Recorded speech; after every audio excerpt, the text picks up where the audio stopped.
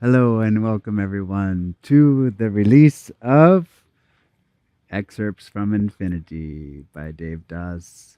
Many years in the making.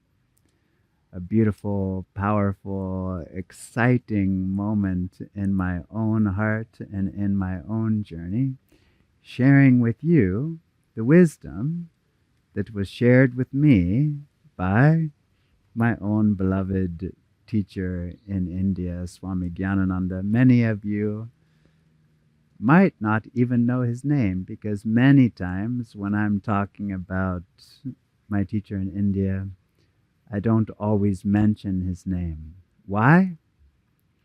Because he was a cave yogi. He was a hermit, in some ways like myself. Although I have the privilege also of being here with you as an exciting step forward. In fact, this book is basically just the conversations that we had. And it can seem like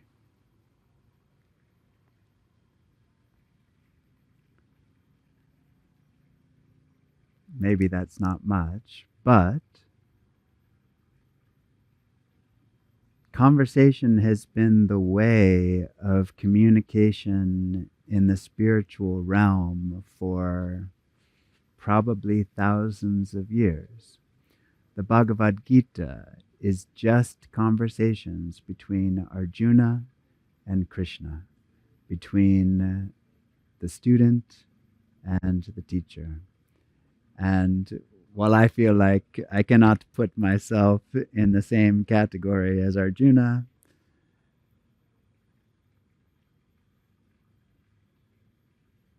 I can nevertheless say of my own teacher that he completely and totally transformed my life forever.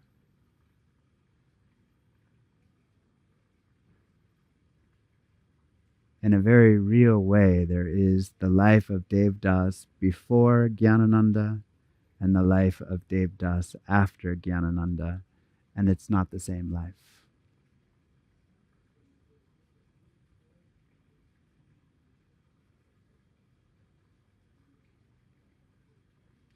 And why would I share this book with you?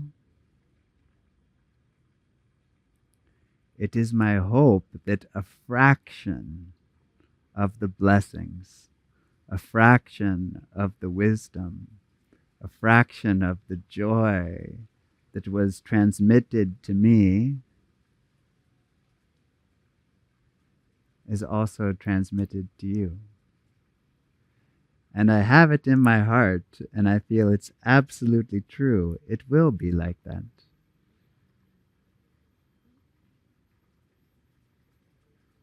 Some of you know someone who's extremely dear to my heart that helped in the editing of this book, which is Kayla. Kayla, after she read the book the first time, she said, "This book will heal thousands of people." Now, is that true? I don't know. But when she spoke it, it was fully, the power of the words was resonant with my own heart's experience. And unquestionably,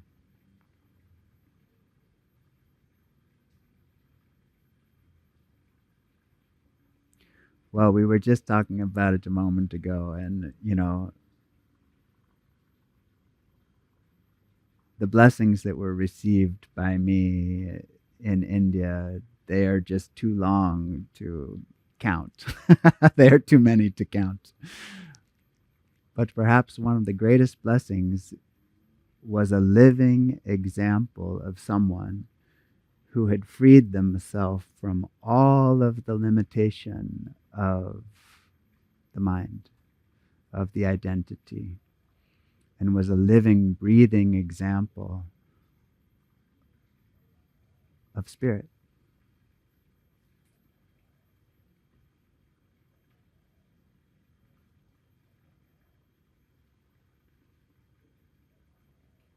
And just from one of the first meetings, I just felt in his presence, I need to put aside everything I ever thought about what's possible for a human being. I need to just let go of everything that I thought was the end possibility.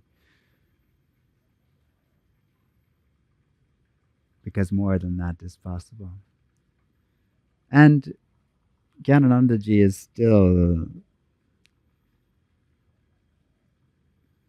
well, one of my teachers used to say, the master never dies. The mister dies, but the master never dies. And somehow, by grace, I found myself in the company of such a one. Not by any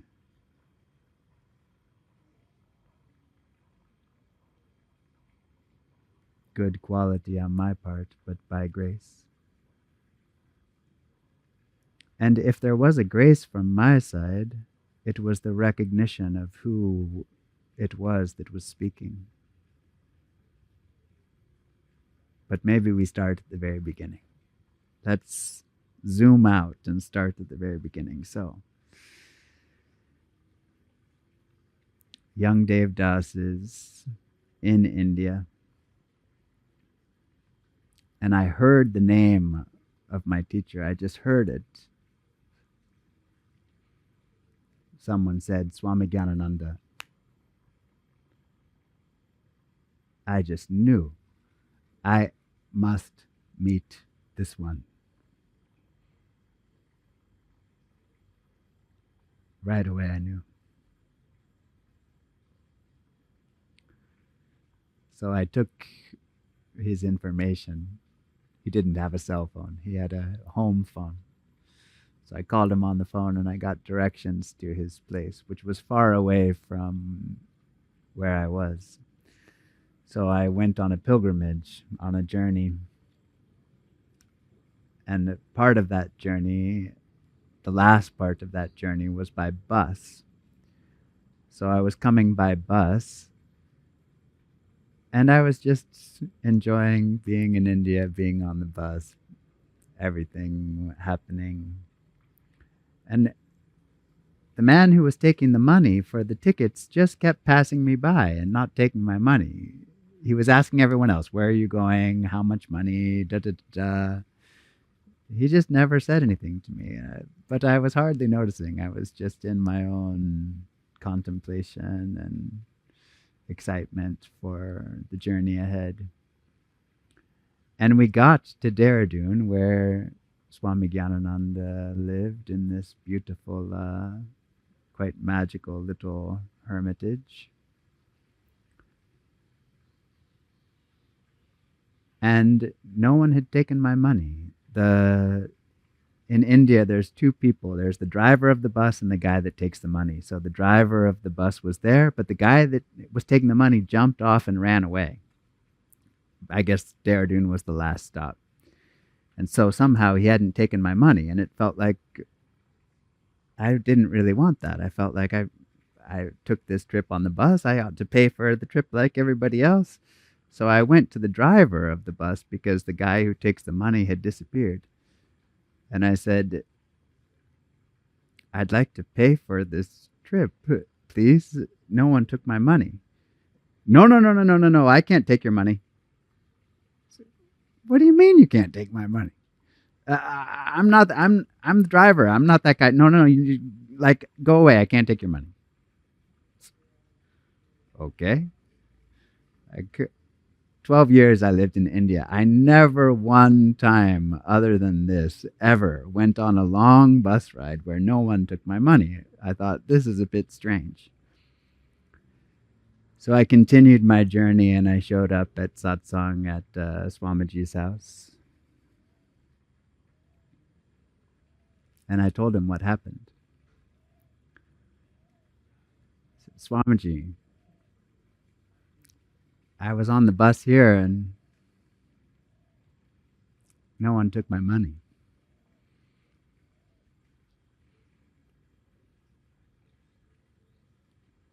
Very calmly, he looked at me and he said,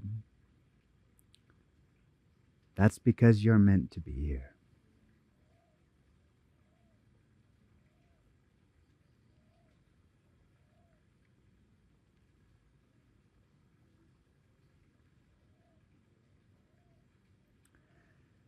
And then he did what he always did, which was he told stories, he served chai, delicious Indian tea,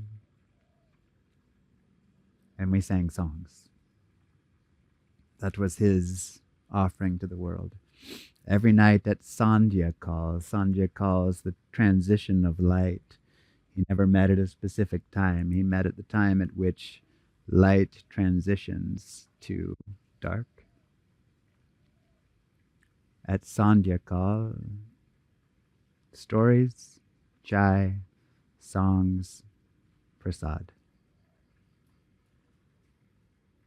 Prasad is food that's blessed by the divine, offered to the divine. In this case, mostly sweets.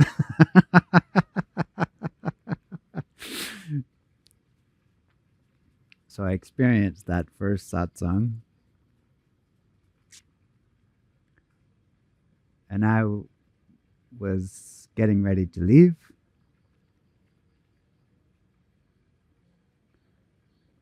And he said, "Oh, I want you to write down every story that I tell you."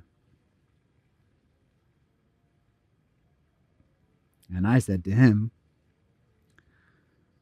"I'm not the right person for that job."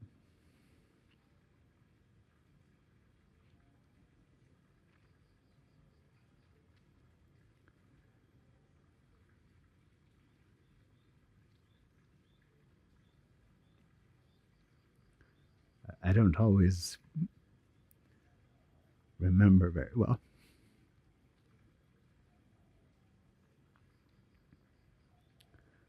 And he said, "I will help you remember."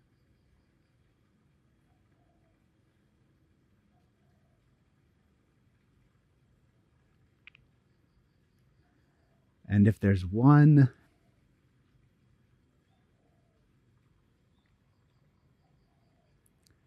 sentence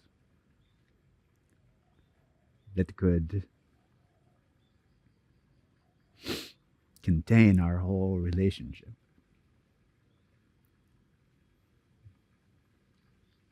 it was probably that.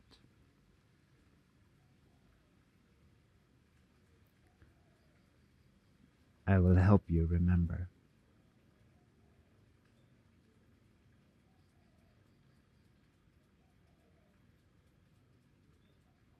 And so I said, "Yes, I accept." And for 12 years, on and off every year, several times per year, every year, I would go and visit. Sometimes I would stay a few days, sometimes I would stay a month or more.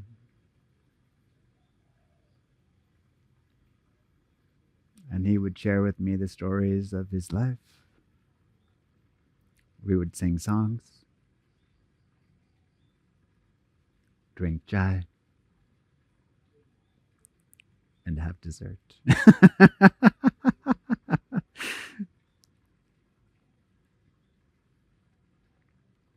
And true to my word, every single time I would go back. We used to stay across town at the ashram of Anandamoy Ma. Actually, it's just an interesting side note, but that was where Anandamoy left the body in Dehradun. And just down the street, there was a place where the sadhus used to live. And we used to stay where the sadhus would come when they visited Anandamoy Ma. I would usually go back to the ashram and write down all the stories that he'd shared. And over the years, that stack grew and grew and grew and grew and grew and grew and grew until it was about this big. And that little stack of journals traveled all over the world. Everywhere I went, it went with me.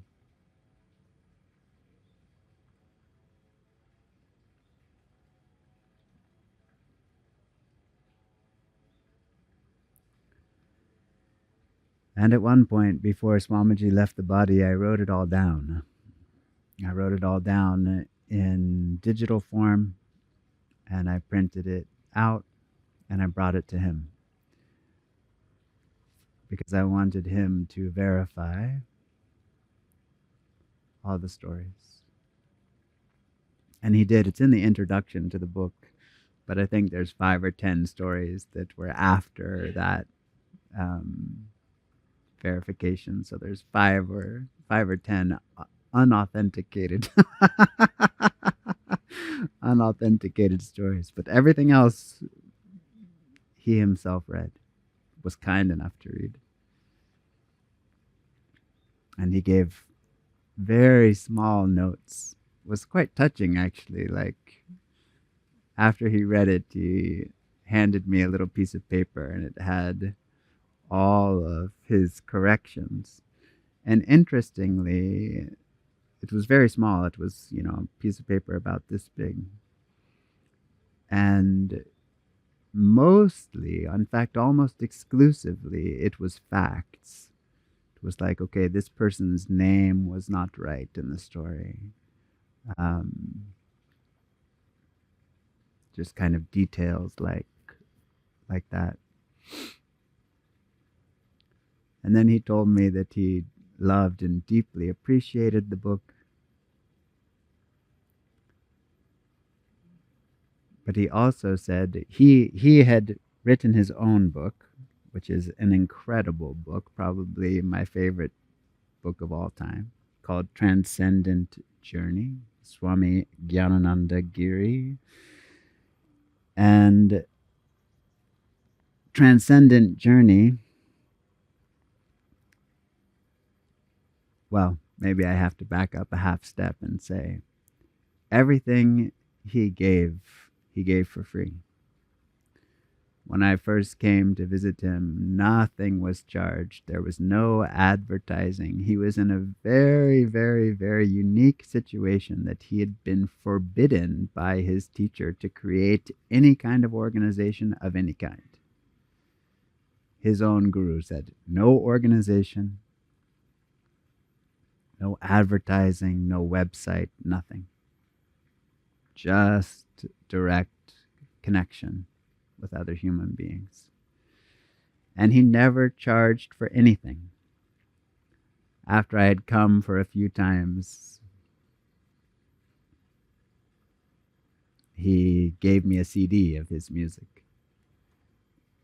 And the next time I came, I brought him 50 copies of the same CD.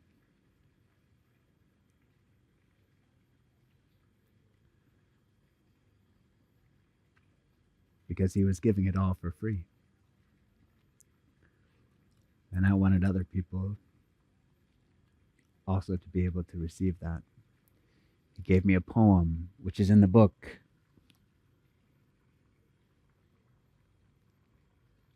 I also made 100 copies of that and brought it back to him.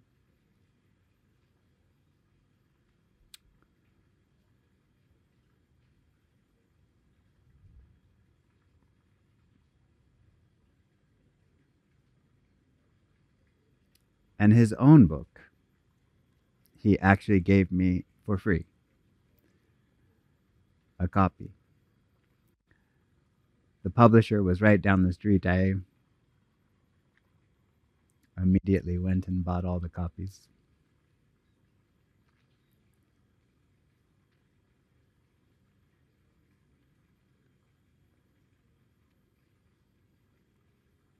And brought them back so that he could give them to other people. Transcendent Journey is an utterly fantastic book. We'll read something about it when we read some excerpts from Infinity. Very hard to find.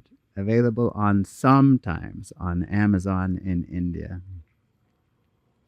Amazon India. Transcendent Journey.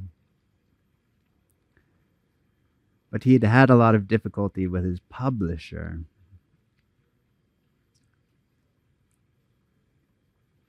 And he said he basically didn't want me to have all of the same kind of difficulties that he'd had with publication.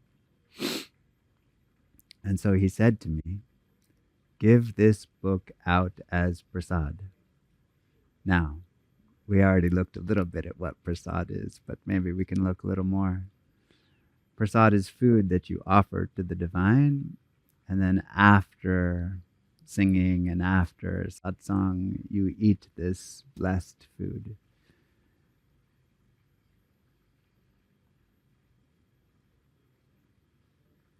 Everything in his life was prasad. Every moment, prasad. But he said, give it out as prasad. What does that mean? It means the book is absolutely free for you online.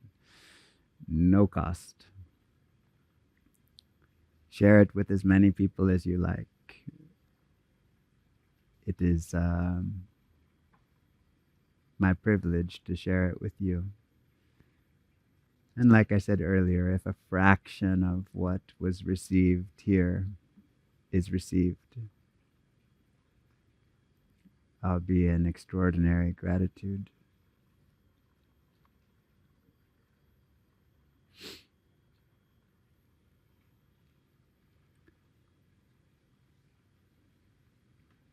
So, prasad, free.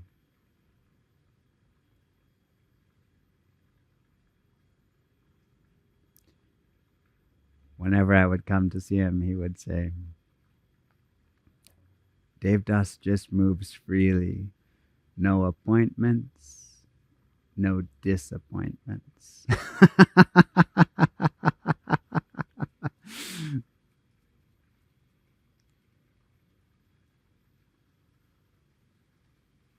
But some of you know the story. One time I came to see him, and when I did come, I always called him to say, is it okay if I come, Swamiji, to visit? So I called him and I said, he always answered the phone, Hari Om, Hari Om, Hari Om, Swamiji, this is Devdas. Ah, Devdas, wonderful. In fact, he used to call me Steve because that was before my name had changed. Steve, wonderful. Swamiji, is it okay if I come to satsang tonight? Then he asked me this rather unusual question. Are you coming alone? Yes, Swamiji, I'm coming alone. Then the whole universe is coming.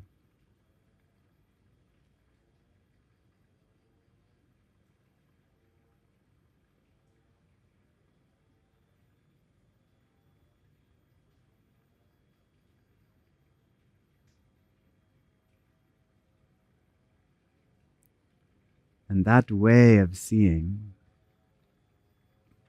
gradually over time, sank inside until I could also begin to see.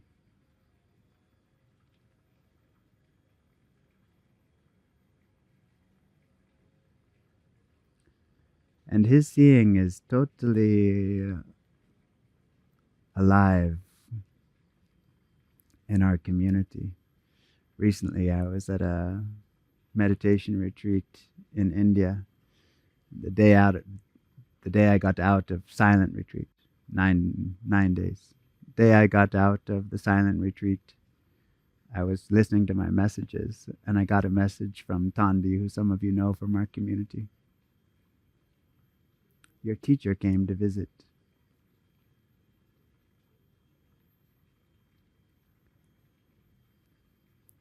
I didn't know that any being could have so much joy. Those were Tandi's words. Just immediately, I knew in my heart it was true. It was a true visit. Because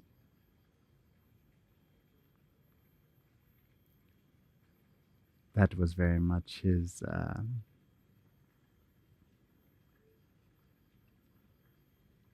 well, that was his way of being.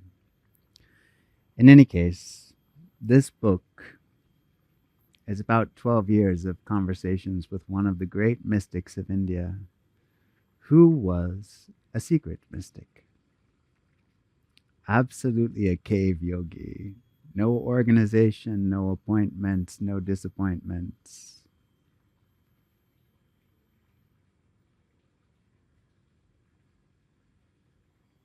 But whose heart was big enough to contain the whole universe.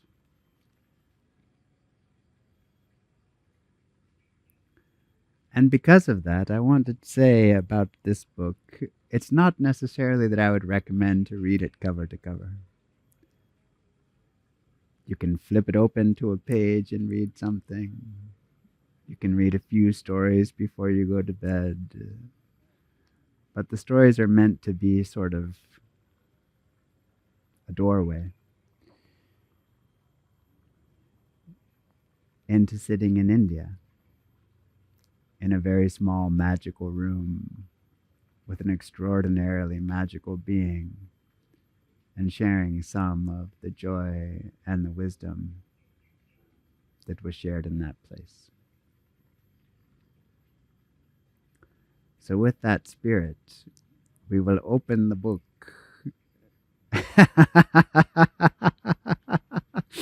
He used to say, after he'd written Transcendent Journey, he used to say, he would tell a whole story and then he would say, that story's in the book, or that story's not in the book. So now we open the book and look together into a few of the stories. So let's see. This first one is about originality.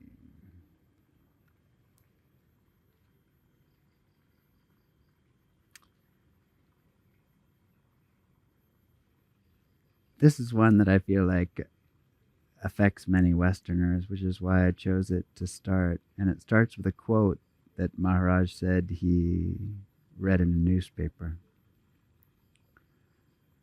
Most people are born, everyone is born original. But most people die as copies. Mahatmaji was quite fond of this quote, which he had once read in a newspaper. Even on the spiritual path, he said one day, most of them are copies. The whole aim of modern education, he said, is to create good copies. Then he added, you must be careful for that. When you come from your origin, there is no need to compete. Also, there's no need to chase after money. Money, at that point, Mahatmaji added with a smile, will be chasing after you.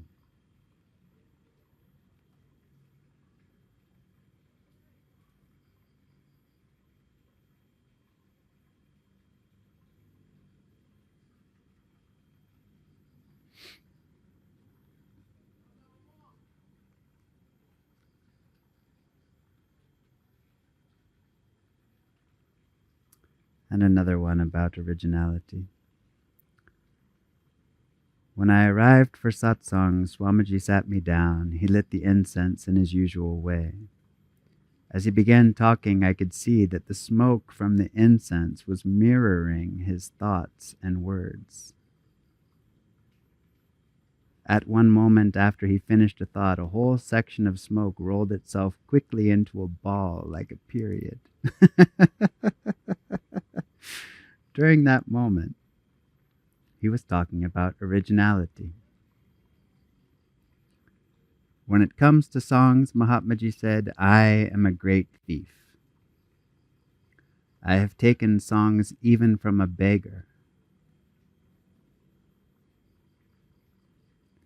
Later in a different satsang, he told me this was on a train from Haridwar to Dehradun, and that the song was his version of Shri Ram Jai Ram, and that the beggar had sung the song using 2 rocks to keep the time. Yet I am not good at copying the songs of others, he said. Swamiji's songs always in some way reflect the moment, just as the smoke was reflecting the Mahatma's words. The most important book to read, Swami Jnanananda went on, is the book of your life. The book of your life has 4 chapters: your waking life, your dreaming life, your life in the state beyond dreams or deep sleep, and the life of the soul, which is called Turiya. The most important thing when reading the book is not what takes place. The most important thing is your attitude. Mahatmaji then paused for a moment, adding with a subtle force, attitude is the most important thing. Never one to repeat a point, I felt there was deep meaning in this, both personal and impersonal. You see, everyone creates their own reality.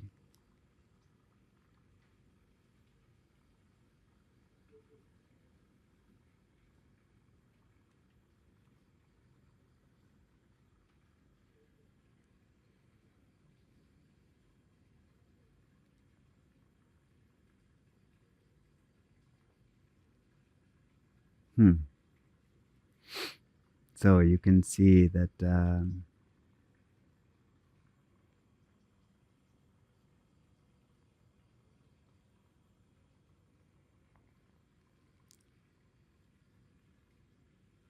there's a lot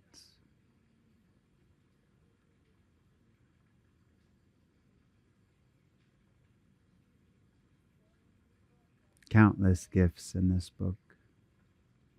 I think of it like a kind of a treasure chest. And there is a secret treasure chest.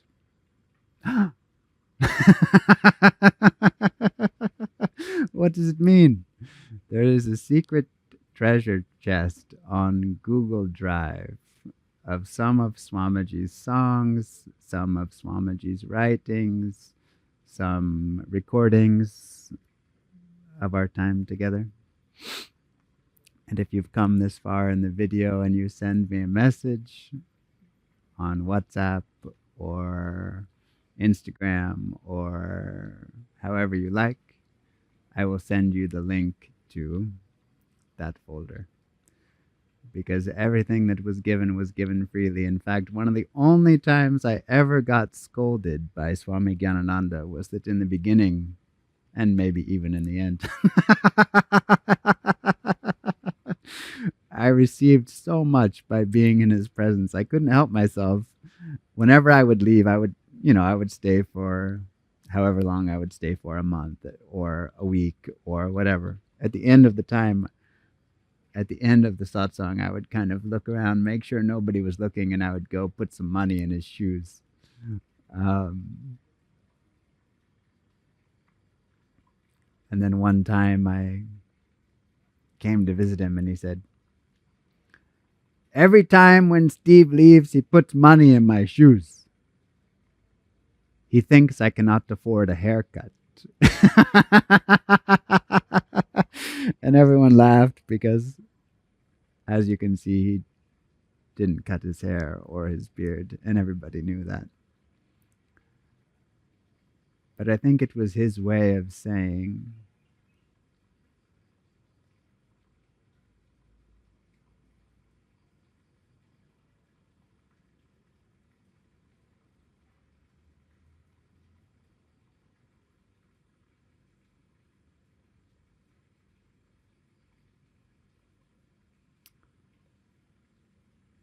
that there didn't need to be formality in the relationship, that the relationship could be a free and beautiful exchange of love, and was a free and beautiful exchange of love, and there was no requirement from his side.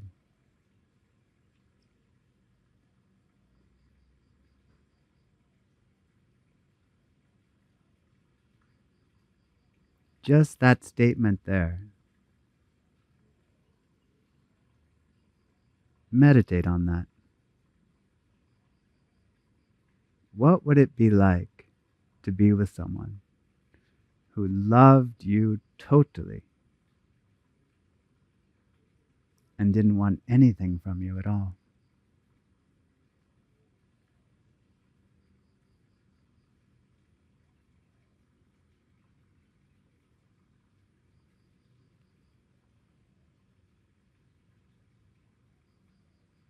Most of us live in this world where love and exchange are highly correlated.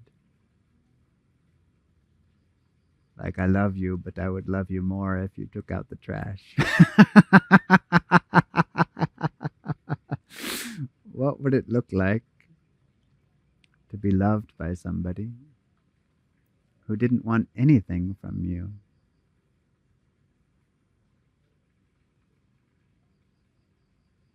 Or if they did want something from you,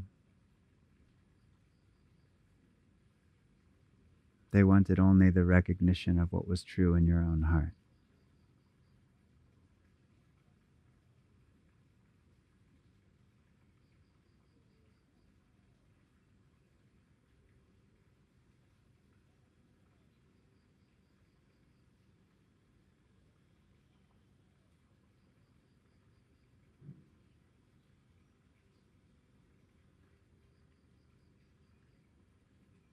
Very few of us will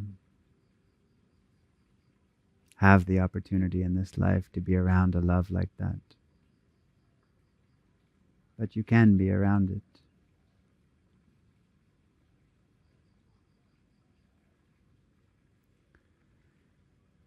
Now we move to a story about Divine Mother, about Kali, the darkness of Kali. Wow, the book. So many things in the book.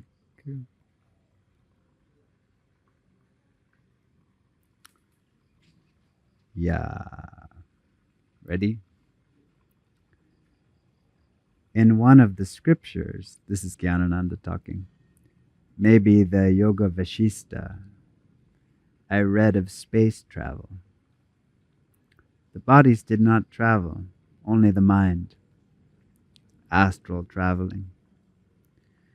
In that scripture, they traveled far into space and finally reached the center of darkness. But they continued moving through it, and eventually were moving at the speed of light, or perhaps even faster than the speed of light. And eventually, they came out on the other side into another creation.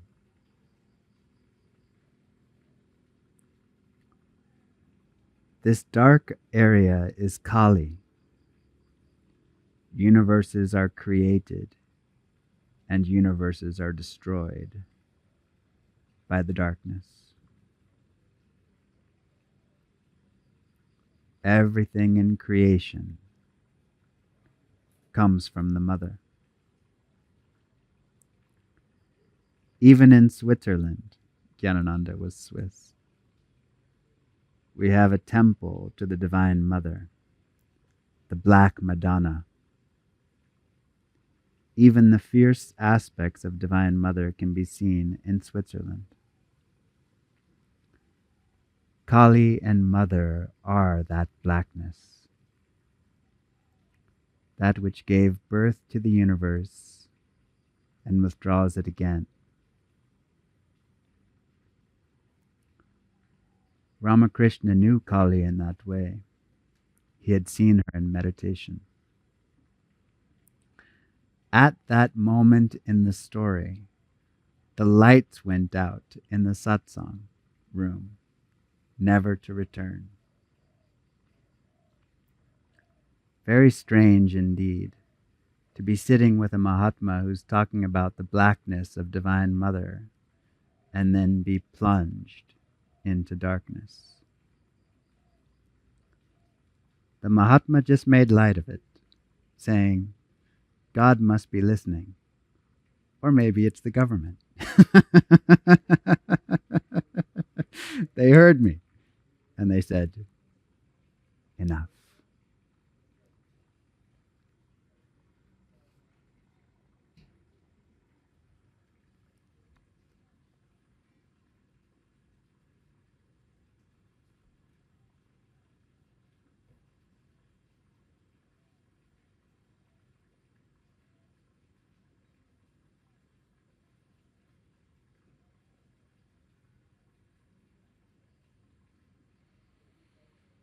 Hmm.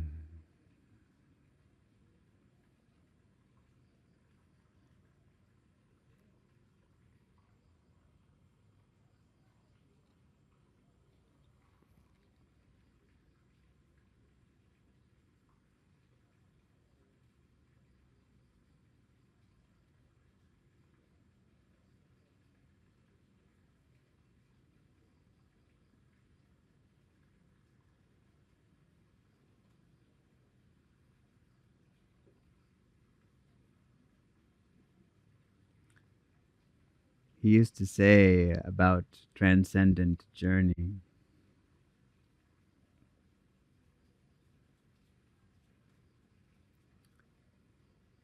read this book until the book reads you.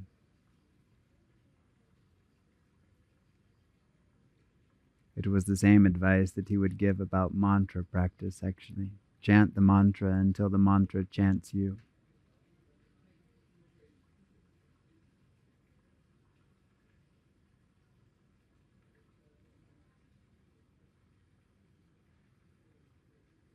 I think somewhere in here there's a story about that. Let me see if I can find it.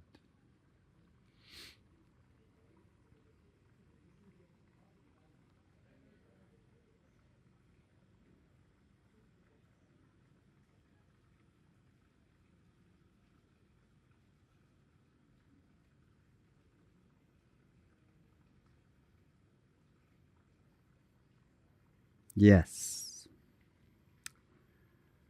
This is him talking about his own book. I have a friend in Missouri. He read Autobiography of a Yogi in 3 months. I don't know if I mentioned, but Swami Jnanananda ji was from this same tradition of Kriya Yoga as Yogananda, who wrote the Autobiography of a Yogi. I gave him my own book. When he met me, he said, Swamiji, I can't put it down. You should read the book until the book reads you. I told this to an old man, and he was able to tell me what page, which part of the book this is in. No one else has been able to tell me that. Holy books can read you. Scriptures and things like that. Try it. When you're having a problem, hold it in your mind and open the book. It will respond to you. I had 4 people come to visit me recently. They had just come from Ramakrishna Mission, and they had some leaflets to give me. When they arrived, I asked them to read at random from Transcendent Journey. The first one opened to the part where Ramakrishna and Sarada Devi appeared to me at Dakshineshwar. They, of course, had just come from Ramakrishna Mission. The second one opened to the part where money in the book is described as worthless bits of paper. It was from the time when German currency had undergone huge inflation, and the young Asangananda was surprised to find bills worth as much as 100,000 marks in the drawer of a desk. His mother informed him they were worthless pieces of paper now. Jnananandaji hinted that this man was overly concerned with money. The third man opened to a page where Jnanananda had lost 10 kilos of weight.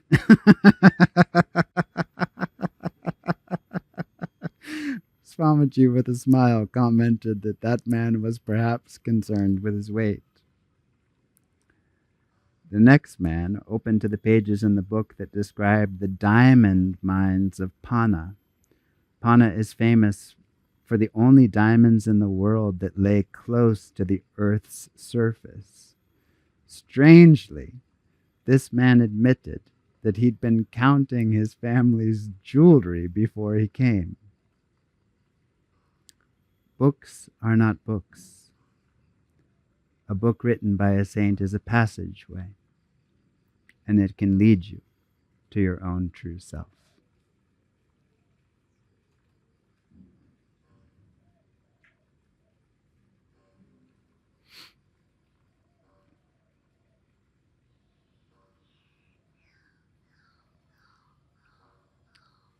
This book, Transcendent Journey, written by Jnananandaji, he used to say, this book is an initiation.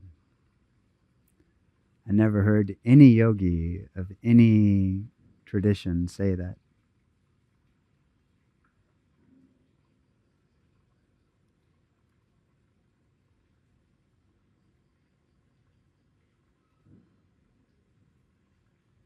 But the books can assist us in the process of our own unfolding. Anybody who's been sincerely traveling on the spiritual path can say that such a thing is true. The right thing, the right time, the right place. Just what you need to hear comes to support you in your journey.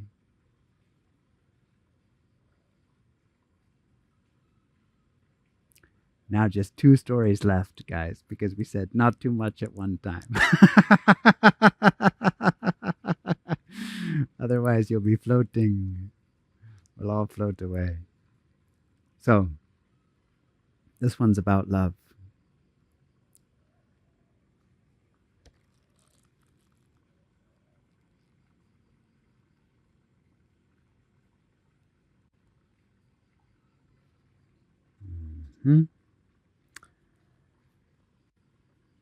Tonight, Maharaj was revisiting the story about the princess who had a Bengali guru who had been given a piece of paper that said, "Be love," which she had kept next to her heart for many years.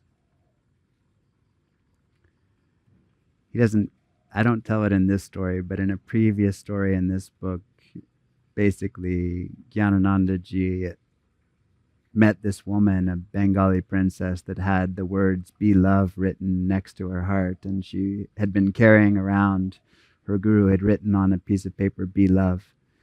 She didn't really understand actually what it meant, and then somehow being in the presence of Jnanananda, that unlocked for her. The meaning of that unlocked for her. That's a different story in this book. But then he says,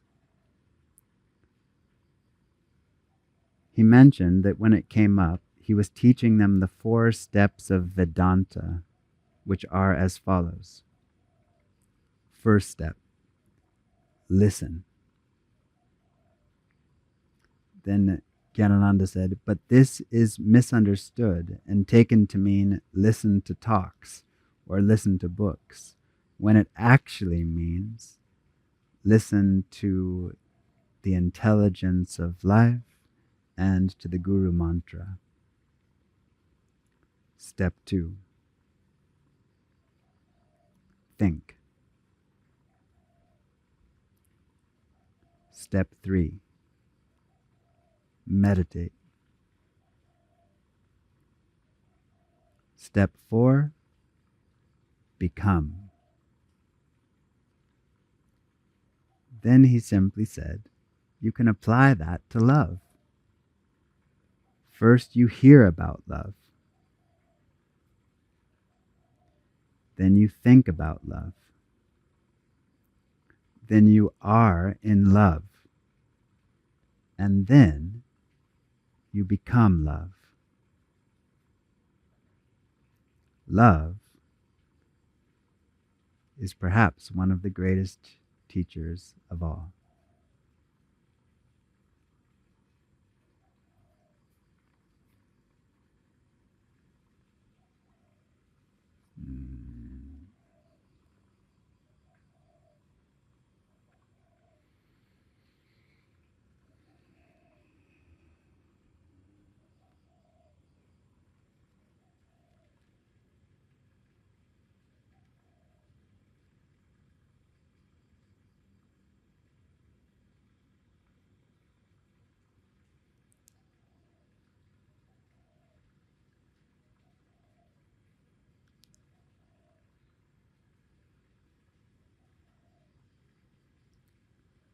I think I said 2 stories. That's only one. The next one I'm not going to read because it's written in my heart. But they're words that came from Jnanananda ji in our time together.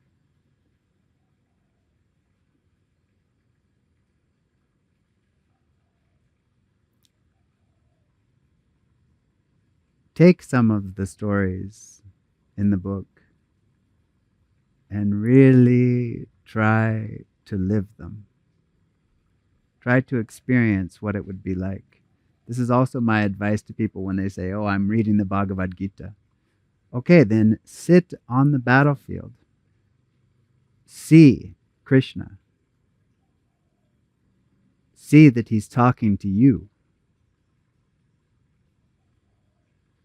So my encouragement with the book is be in the satsang room. Feel the love. Feel the joy. Let it infuse itself inside of you. And then contemplate, reflect.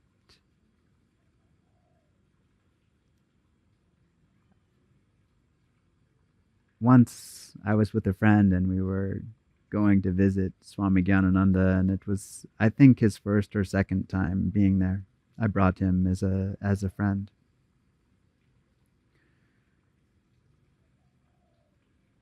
And the second time, I guess it was the second time we were there, I said, if I were you, I would not ask questions. That can seem like, wow, that's really strange advice. But it's like, this man can look inside and see your soul. Let him choose what needs to be expressed.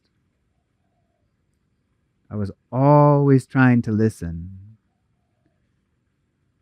This is back to the listening from the last story. I was always trying to listen. Who is he speaking to? Not just who is he speaking to, why is he speaking to them?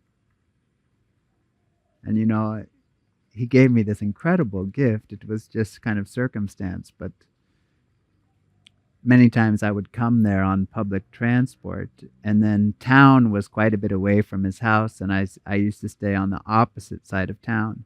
He would always arrange for me to drive with someone home, that someone else would drive me through town. And then sitting in the car, I could see what people had understood from what he had said. I could see their reflection, their understanding of what had been shared. That was a tremendous gift, to be able to see, not just see who was spoken to, but see what they took from that experience. Was really a tremendous blessing. And maybe somehow, you know, I hope that I've done justice, because we touched more serious stories today, and there's many, many very light, joyful. His whole being was just infused with joy, and everything that happened in the room was infused with that same joy. But there was also tremendous depth, tremendous things to contemplate. It's been almost half of my life,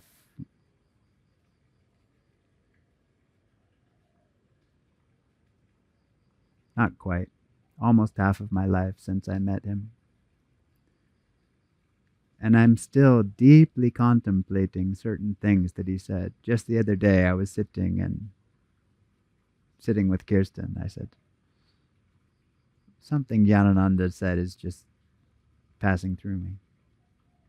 It's like I'm still reflecting, I'm still learning from the tremendous wisdom. But one thing that's in the book, which I feel like is really, certain phrases in the book are like doorways through which you could walk into infinity. That's where the title of the book came from, Excerpts from Infinity.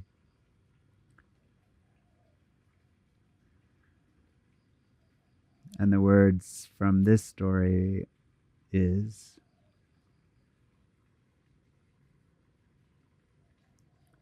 every birth is your birth. Every death is your death.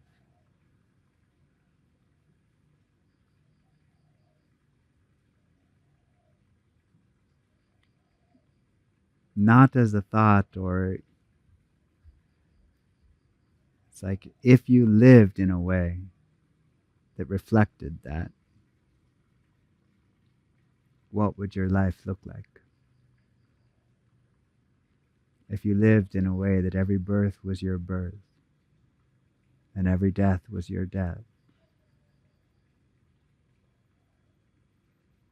what would your life look like?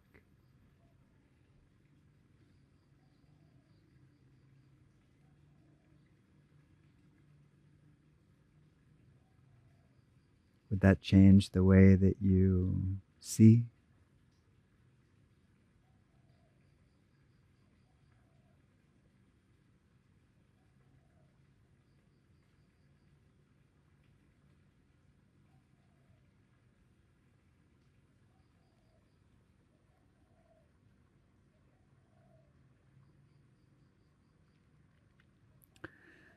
And if you say to Devdas, was this book written by me? It was not. It was grace.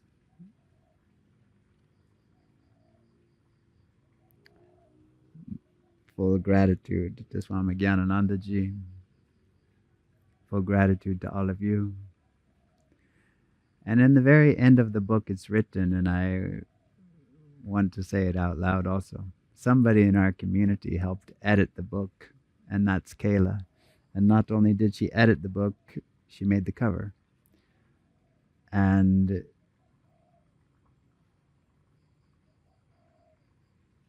there's extreme gratitude in my heart for the selflessness and the love that she brought into that process. Extreme gratitude. She taught me that I'm not very good with punctuation. And for that, her help was utterly invaluable.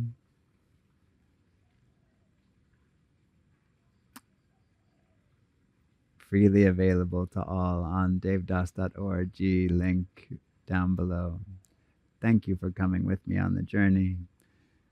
Thank you for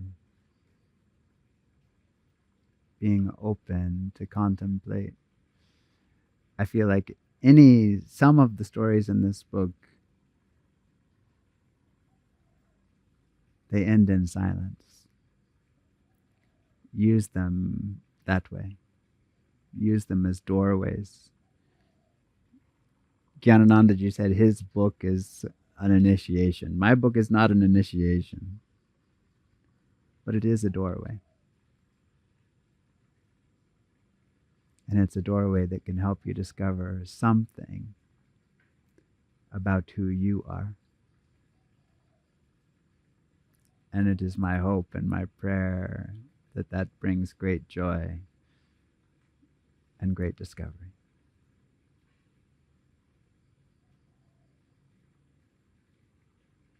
Thank you.